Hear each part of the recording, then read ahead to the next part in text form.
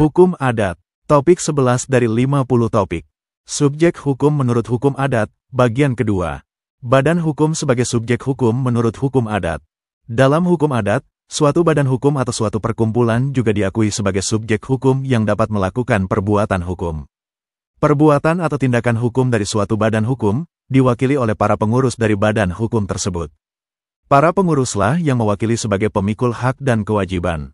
Menurut R. Surojo Wignodipoero, dalam bukunya Kedudukan serta Pengembangan Hukum Adat, menyatakan bahwa suatu badan hukum harus memenuhi kriteria, yaitu 1. Merupakan kesatuan yang memiliki tata peraturan yang rapi, 2. Memiliki pengurus sendiri, 3. Mempunyai harta kekayaan sendiri, 4. Mempunyai wilayah sendiri, 5. Bertingkah laku sebagai kesatuan terhadap dunia luar. Sebagaimana kriteria di atas, maka badan hukum menurut hukum adat yang dapat bertindak sebagai subjek hukum adalah 1. Persekutuan, desa, kampung, nagari, famili, marga, dan lain-lain.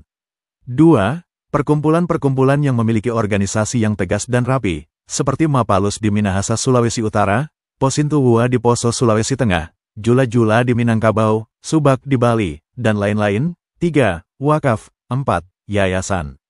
Jurisprudensi Mahkamah Agung tentang badan hukum menurut hukum adat. Persekutuan dalam bentuk desa, kampung, nagari, famili, dan marga yang hidup di daerah-daerah di Indonesia masuk dalam kategori badan hukum.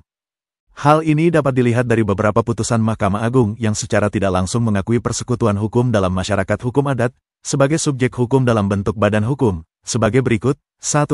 Keputusan Mahkamah Agung nomor 39 KSIP 1956, tanggal 19 September tahun 1956 berkaitan dengan hak desa atas tanah di daerah Lamongan, di mana seseorang yang mendapatkan tanah dari desa dapat mengalihkannya kepada pihak lain setelah mendapat persetujuan dari desa.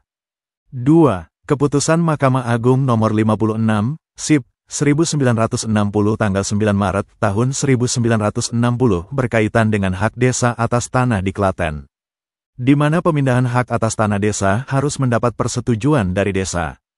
3. Keputusan Mahkamah Agung nomor 239 KSIP 1960 tanggal 24 Agustus tahun 1960 berkaitan dengan hak masyarakat hukum adat atas tanah di Ambon. Terjadinya perampasan atas tanah desa, maka yang berhak menuntut adalah huta. 4. Keputusan Mahkamah Agung nomor 36 KSIP 1975 tanggal 30 Desember tahun 1975 berkaitan dengan masyarakat hukum adat di Ambon, bahwa seorang bukan anak dati, tidak berhak makan dati, kecuali ada persetujuan dari kepala dati dan anak-anak dati. Bahwa tanaman yang disebut pusaka dati diwariskan kepada anak dan cucu dari dati yang bersangkutan. Sampai saat ini persekutuan dan perkumpulan-perkumpulan yang hidup di daerah-daerah di Indonesia tersebut masih eksis dan masih ditaati oleh masyarakatnya. Pengertian wakaf menurut Instruksi Presiden Nomor 1 Tahun 1991 adalah perbuatan hukum seseorang atau sekelompok orang atau badan hukum yang memisahkan sebagian dari harta miliknya dan melembagakannya untuk selama-lamanya guna kepentingan ibadat atau keperluan umum lainnya yang sesuai dengan ajaran Islam. Wakaf adalah suatu badan atau lembaga yang dikenal dalam hukum Islam yang di daerah-daerah di Indonesia telah diresepsi oleh masyarakat hukum adat.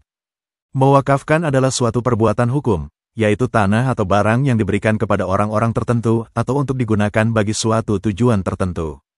Lembaga wakaf terdapat unsur-unsur seperti halnya suatu yayasan, yang berkedudukan sebagai badan hukum, yaitu 1. Memiliki harta kekayaan sendiri, 2. Mempunyai tujuan, 3. Mempunyai organisasi. Lembaga wakaf dapat menjalankan kegiatan usaha dan mendirikan badan usaha. Kegiatan usaha tersebut dijalankan oleh pengurus. Lembaga wakaf di Indonesia belum terlaksana secara maksimal karena beberapa faktor berikut. 1. Substansi perundang-undangan dengan peraturan pelaksanaannya sering berbenturan sehingga tidak jelas dan menimbulkan berbagai penafsiran. 2. Kurangnya biaya pengurusan tanah wakaf. Ada beberapa macam wakaf sebagai berikut. 1. Wakaf di jalan Allah, wakaf khairi, yaitu berupa sebidang tanah atau pekarangan untuk didirikan masjid, atau langgar, atau sebidang tanah yang diperuntukkan bagi pekuburan, pemakaman, tempat olahraga, dan lain-lain. 2. Wakaf kepada keluarga atau orang-orang tertentu. Wakaf ini disebut wakaf ahli, yaitu pemanfaatannya terbatas pada keluarga pewakaf. Misalnya, benda yang tidak dapat dijual atau dipindah tangankan untuk kepentingan keturunannya, sehingga dapat memungut penghasilan dari benda atau barang tersebut. Menurut Ridho dalam Setiadi, 2013, kriteria wakaf harus memenuhi 4 syarat berikut. 1. Orang yang mewakafkan harus orang yang sepenuhnya berhak untuk menguasai benda yang akan diwakafkan. Pemilik benda yang belum akil balik yang gila, atau orang yang kekuasaan bertindaknya dibatasi, tidak dapat mewakafkan dengan sah. 2. Benda yang diwakafkan berupa tanah atau barang harus diuraikan dengan teliti. 3. Orang yang akan menikmati wakaf tersebut harus disebut dengan jelas dan harus berkuasa untuk menikmati benda tersebut. 4. Bahwa wakaf tidak dapat diberikan pada orang-orang yang tidak beragama. Dalam hukum adat, yayasan merupakan subjek hukum. Undang-Undang Nomor 16 Tahun 2001 menyebutkan yayasan adalah badan hukum yang terdiri atas kekayaan yang dipisahkan untuk mencapai tujuan tertentu di bidang sosial, keagamaan dan kemanusiaan yang tidak mempunyai anggota. Jadi, yayasan dibentuk untuk suatu tujuan yang bersifat sosial, keagamaan, dan kemanusiaan. Walaupun secara substansi pada umumnya badan hukum pada masyarakat adat, ada kaitannya dengan pelaksanaan upacara keagamaan dan kemanusiaan. Aktivitas yayasan lebih kepada kegiatan-kegiatan yang bersifat sosial yang dalam masyarakat adat dipahami sebagai kegiatan yang bersifat memberikan bantuan kepada masyarakat. Misalnya, apabila terjadi gempa bumi, letusan gunung berapi, banjir, kebakaran, atau menampung anak-anak yatim piatu, maka yayasan sebagai badan hukum yang mengumpulkan dan menyalurkan bantuan kepada masyarakat yang membutuhkan pertolongan. Yayasan harus bertujuan untuk aktivitas yang tidak komersial, murni aktivitas sosial, beda dengan perkumpulan atau persekutuan. Jika sudah didirikan yayasan maka tidak boleh berubah menjadi perkumpulan atau persekutuan karena tujuan dasarnya berbeda. Persekutuan dan atau perkumpulan dapat melakukan kegiatan yang bersifat komersial, sedangkan yayasan aktivitasnya bersifat non-komersil. Tentang yayasan telah diatur dalam Undang-Undang Nomor 16 Tahun 2001 bahwa suatu yayasan didirikan dengan akte notaris yang memuat sebagai berikut.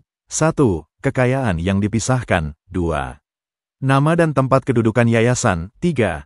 Memiliki tujuan. 4. Bentuk dan susunan pengurus serta cara penggantian anggota. 5. Cara pembubaran. 6. Cara penggunaan sisa kekayaan dari yayasan yang telah dibubarkan. Sebelum terbitnya undang-undang yang mengatur tentang yayasan, masyarakat hukum adat mendirikan yayasan tidak berdasarkan akte notaris, tetapi sebatas sepengetahuan dan kesepakatan para pengurus yang biasanya sepengetahuan lembaga adat atau pengurus desa. Karena tujuan didirikannya yayasan untuk mengakomodir problem masyarakat di bidang sosial yang perlu pemecahan sosialnya, hal ini membutuhkan pengurus atau pekerja yang bersifat sosial dan kemanusiaan. Tetapi dalam perkembangannya ada kecenderungan, aktivitas yang dilakukan oleh yayasan sering disalahgunakan, terjadi pengumpulan dana masyarakat yang penggunaannya tidak terbuka. Oleh karena itu, pemerintah mengatur tentang yayasan melalui Undang-Undang Nomor 16 Tahun 2001. Demikianlah materi topik ke-11 Hukum Adat. Channel ini didedikasikan kepada setiap orang yang ingin menambah wawasan, khususnya untuk mahasiswa Indonesia. Ratusan video tutorial ilmu hukum, ilmu pemerintahan, ilmu komunikasi, ilmu manajemen, ilmu administrasi dan lainnya disajikan di channel ini. Video tutorial juga dituturkan dan disubtitelkan agar dapat ditonton, dibaca sambil didengarkan. Jangan khawatir jika belum langsung paham. Untuk pemahaman yang lebih baik, putar dan dengarkan video ini berulang-ulang. Subscribe dan like, agar Anda mendapatkan update tutorial lainnya. Bagikan juga link video ini, agar teman lain juga mendapatkan manfaat channel ini. Sekian dan terima kasih. Sampai jumpa.